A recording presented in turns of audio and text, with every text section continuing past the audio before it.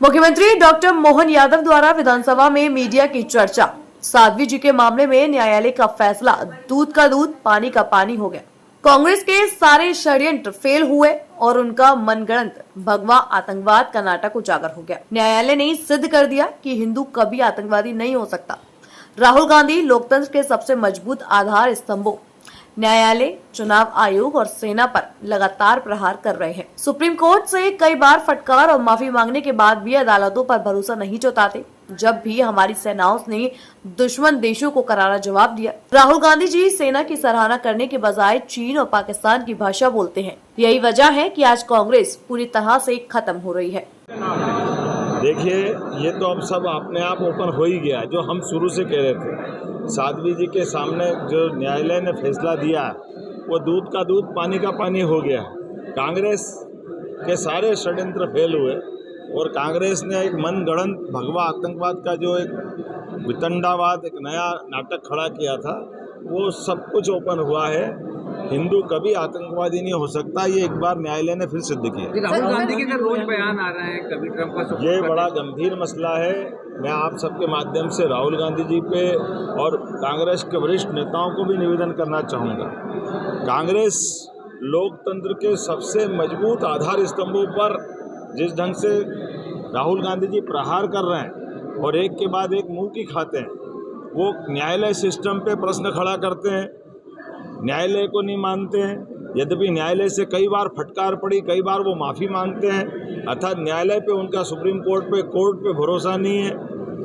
एक तरफ वो चुनाव आयोग पे प्रश्न खड़ा करते हैं। चुनाव आयोग के माध्यम से इस देश का गणतंत्र दुनिया के सामने आदर्श गणतंत्र है, सबसे बड़ा गणतंत्र अगर दुनिया में जिंदा है तो चुनाव आयोग की निष्पक्षता के आधार पर है। लेकिन ये चुनाव आयोग को भी नहीं मानते। भारतीय जनता के साथ जो हमारी सबकी भावना है कि एक तरफ न्यायालय, एक तरफ चुनाव आयोग और देश की आशा आकांक्षा के केंद्र हमारे सशस्त्र बल, सैन्य बल, सेनाएं, लेकिन जब भी भारत की सेनाओं ने विदेशियों से मुकाबला करके उनके दांत खट्टे किए, उनको घर में मारा, तब भी हमेशा राहुल गांधी के मुंह से बजाय सेना की तारीफ करने के वो कभी चाइना की, कभी पाकिस्तान की, पता नहीं किस किस की बात करते रहे। तो ये बातें साबित करती है कि वो आखिर किसके साथ, इस लोकतंत्र के अंदर ये राहुल गांधी जी के वरिष्ठ लोग, उनकी माताजी समझाए कि आखिर ये लोकतंत्र को जिंदा रखने के लिए वो क्या सोच रखते हैं। इसी के कारण से कांग्रेस की दुरावस्था होती है। पूरे देश से कांग्रेस धीरे धीरे खत्म हो रही है। लेकिन मैं आपके माध्यम से भी पुनः निवेदन करना चाहता हूं कि उनके कर्मों से पाकिस्तान प्रसन्न होता है। पाकिस्तान के आतंकवादी मिठाई बांटते हैं, हमारे दुश्मन देश खुश होते हैं। वो भारतीय लोगों का क्यों अपमान करते हैं? इस गणतंत्र की मजबूत इमारतों को क्यों ढीला करना चाहते हैं? उनको क्यों कमजोर करना चाहते हैं? अपने दल की हार से, वो गणतंत्र को कमजोर करने से वो उनकी अपनी दल की ताकत नहीं बचेगी। इसीलिए जनता की निगाह से उतर रहे हैं। बेहतर ये होगा कि वो लोकतंत्र में अपनी पार्टी का जनाधार बढ़ाए, अपनी पार्टी के लिए जो करना करे, लेकिन अपनी हार का ठीकरा अगर वो चुनाव आयोग पे फोड़ते हैं, अगर वो संविधान, उनकी पार्टी ने सबसे ज़्यादा संविधान संशोधन अगर किए हैं तो कांग्रेस ने किए, वो अतीत के अंदर झाँक के देखे, और कभी वो इस गलती के लिए माफ़ी भी मांगते और अगले ही पल वापस संविधान की किताब दिखाने लग जाते।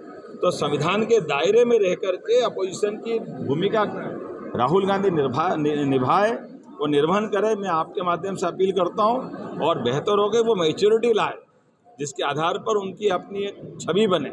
लेकिन दुर्भाग्य के साथ कहना पड़ रहा है कि नेता प्रतिपक्ष भारत रत्न अटल बिहारी वाजपेयी जी ने 50 साल तक जिस पद को पवित्रता के साथ दुनिया के रूप में दुनिया के सामने स्थापित किया, लेकिन ऐसे गरिमामय पद की भी अगर वो गरिमा घटा रहे हैं तो ये पाप उनके सिर पे लगेगा। मैं पुनः अपील करता हूं कि वो ये बात समझे और अपनी नई भूमिका चालू करें। आदिवासी पट्टे ऑनलाइन करने की बात है।